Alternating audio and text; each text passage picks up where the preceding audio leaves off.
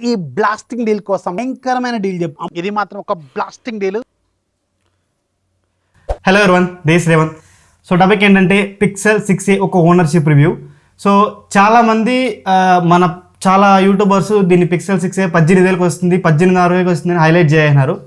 1.5 year back launch అయింది అనుకుంటా. ఆ ఫోను లాంచ్ అయినప్పుడు 45,000 అనుకుంటా ఆ ఫోను. ఇప్పుడు 18,500కి వస్తుంది, 18,000కి వస్తుంది అని హైలైట్ చేసి చెప్తున్నారు. ఫోన్ కిల్లర్ డీలు, మహాలూటు, blockbuster deal, blockbusting deal అని చెప్పేసి చాలా టెలిగ్రామ్ ఛానల్స్లో, చాలా యూట్యూబ్ ఛానల్స్లో దాన్ని తమ్ముల్గా పెట్టి మరీ వేస్తున్నారు. దానివల్ల నాకు చాలా కమెంట్స్, పిక్సెల్ 6a కొనుక్కోవచ్చు కొన్ని వందల కమెంట్స్ వచ్చింది నాకు పిక్సెల్ 6a గురించి. సో అందుకు ఈ వీడియో చేయాల్సి వస్తుంది ఇప్పుడు నేను. సో నేను చెప్తా ఫైనల్గా మీకు కొన్ని విషయాలు చెప్పాలి. లాస్ట్లో చెప్తాను. ఫస్ట్ ఇప్పుడు మీరైతే రివ్యూ అయితే చూడండి ఫస్ట్.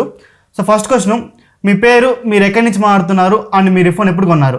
ఫస్ట్లీ నా పేరు నరసింహారావు అన్న. నేను కొచ్చి నుండి మాట్లాడుతున్నాను. కొచ్చిలో జాబ్ చేస్తాను. నేను ఇది 6 months నుండి వాడుతున్నాను ఈ పిక్సెల్ 6a. నా పేరు సునీల్ కుమార్, మేము from Nellore.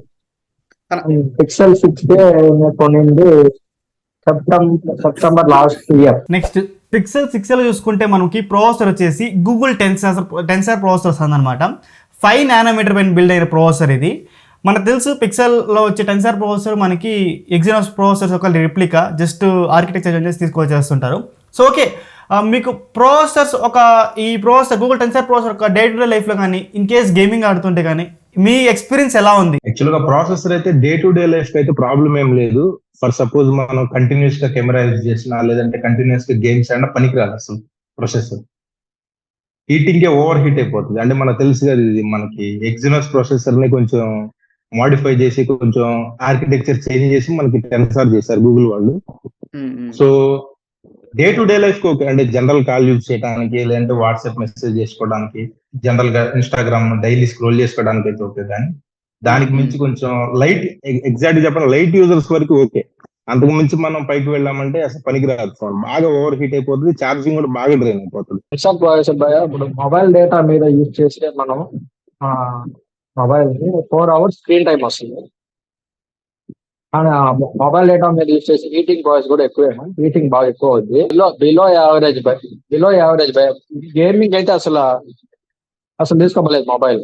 Next question, display మనకి పిక్సెల్ 6a చూసుకుంటే 60 Hz సపోర్ట్తోనే ఉంది. నోట్ చేసుకోండి, 60 Hz సపోర్ట్తోనే మనకి వస్తుంది అనమాట. And that to 6.1 inches display వస్తుంది. ఇది కూడా నోట్ చేసుకోండి.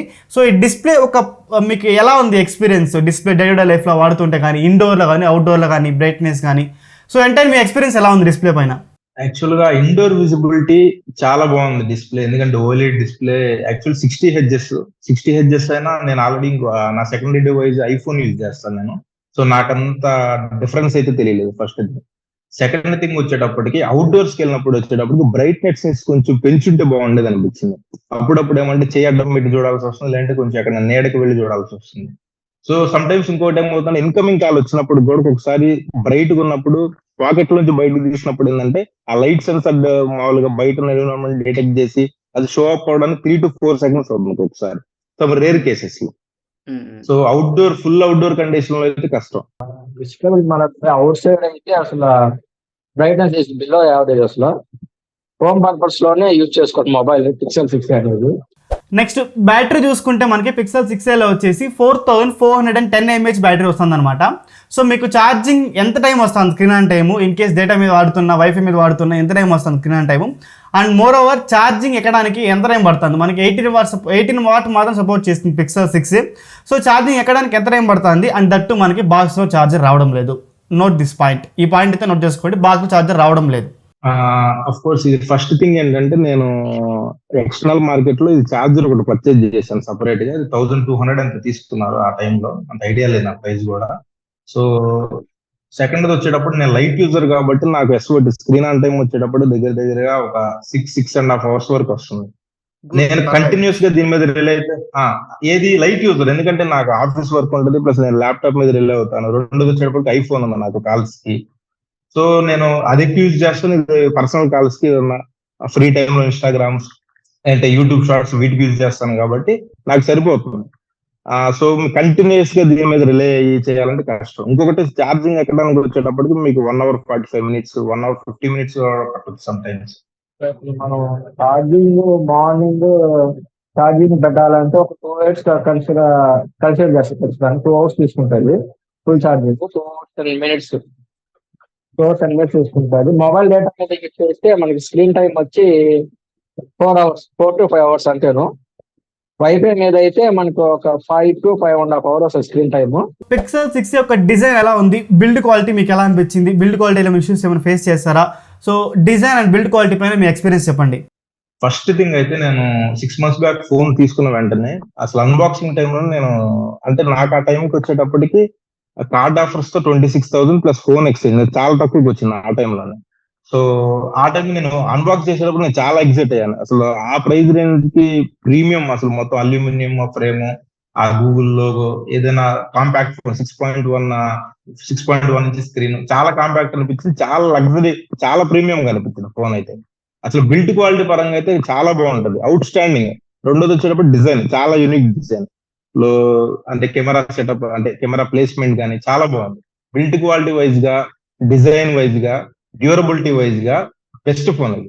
డిజైన్ అయితే బాగుంటది భయ. మా బిల్డ్ క్వాలిటీ అంటే ఇప్పుడు బిల్డ్ క్వాలిటీ అంటే బాగానే ఉంటది, కానీ వన్స్ ఒకసారి మనకి కింద మొబైల్ కింద పడింది అంటే ఇంకా మన తెలుసు కదా, మనకి దీనికి సర్వీస్ కూడా మన ఎక్కడ లేదు, ఉండేది ముంబైలో ఒకటే నాది.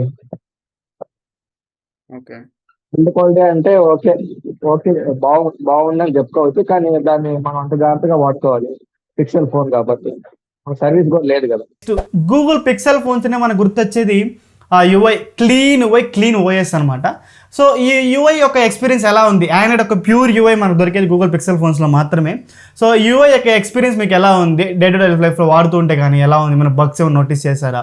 అండ్ అప్డేట్స్ విషయంలో కానీ ఎలా ఉంది మీ ఎంటైర్ ఎక్స్పీరియన్స్? అంటే నేను స్టార్టింగ్ లో తీసుకున్నప్పుడు ఫస్ట్ ఒక అప్డేట్ వచ్చింది, నేను అప్డేట్ చేశాను. తర్వాత ఒక 1 month తర్వాత కొంచెం బగ్స్ నోటీస్ చేశాను.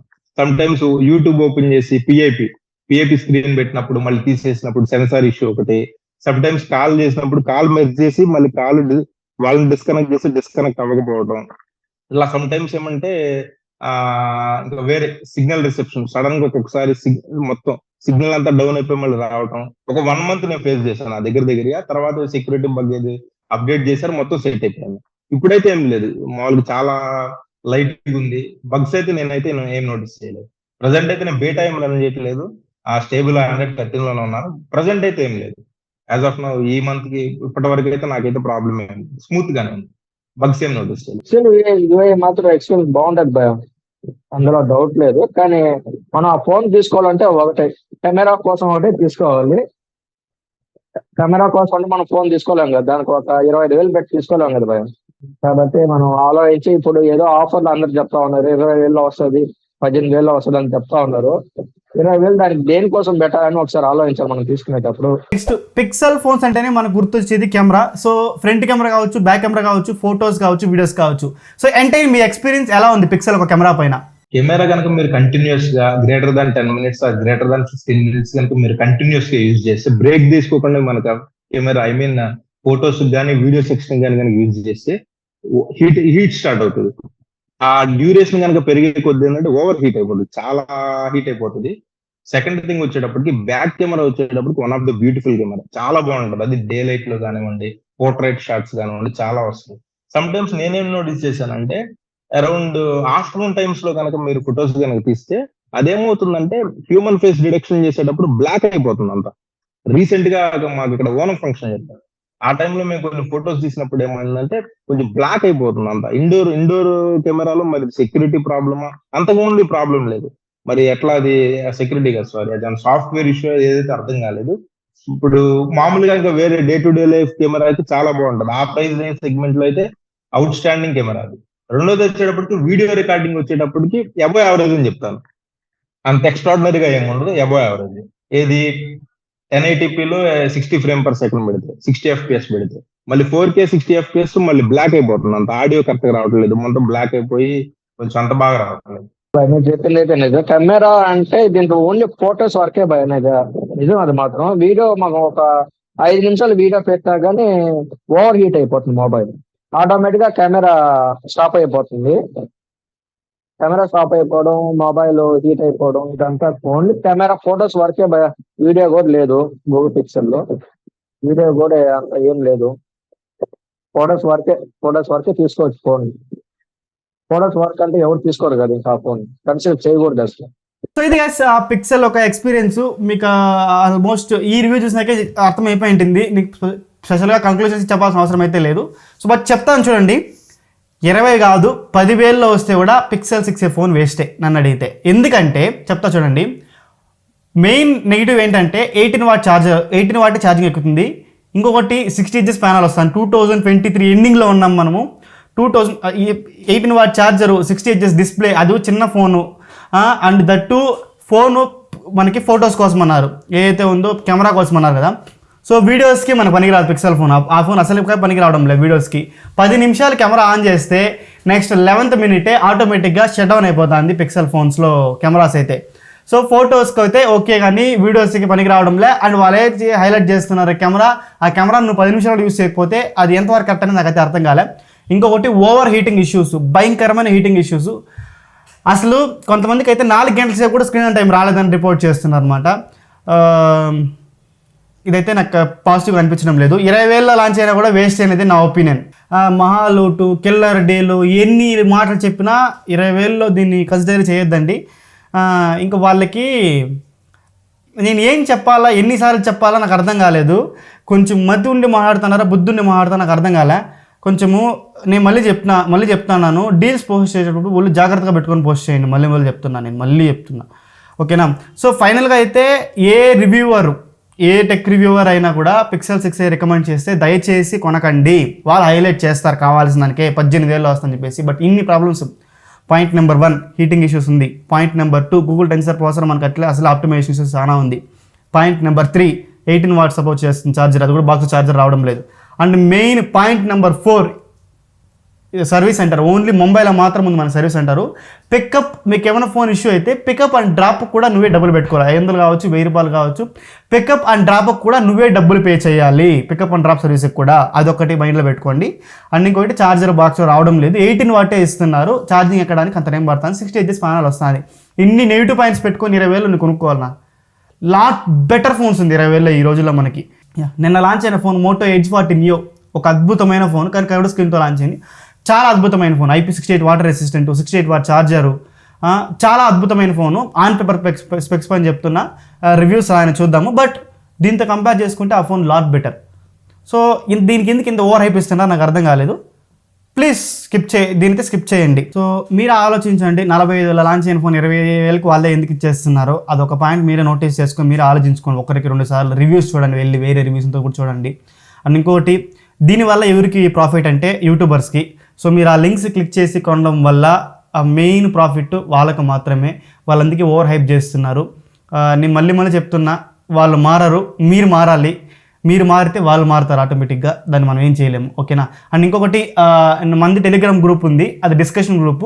నాకు వాల్యుబుల్, నాకు రీజన్ అనిపించింది అక్కడ పోస్ట్ చేస్తాను. మీకు నచ్చితే కొనుక్కోండి, లేకపోతే మీరు డైరెక్ట్గా లింక్ క్లిక్ చేసుకుని కొనుక్కోండి. బట్ మీరు ఆ లింక్ క్లిక్ చేసి కొనుక్కుంటే నాకు కొంచెం హెల్ప్ఫుల్ అవుతుంది, మన ఛానల్ కొంచెం రెవెన్యూ జనరేట్ అవుతుంది అనమాట. సో హోప్ మీకు అంతా అర్థమైంది అనుకుంటా. అండ్ వీడియోకి అయితే ఇంతగా దివ్ సెరవెన్ signing off. Next thanks for watching. Bye bye now.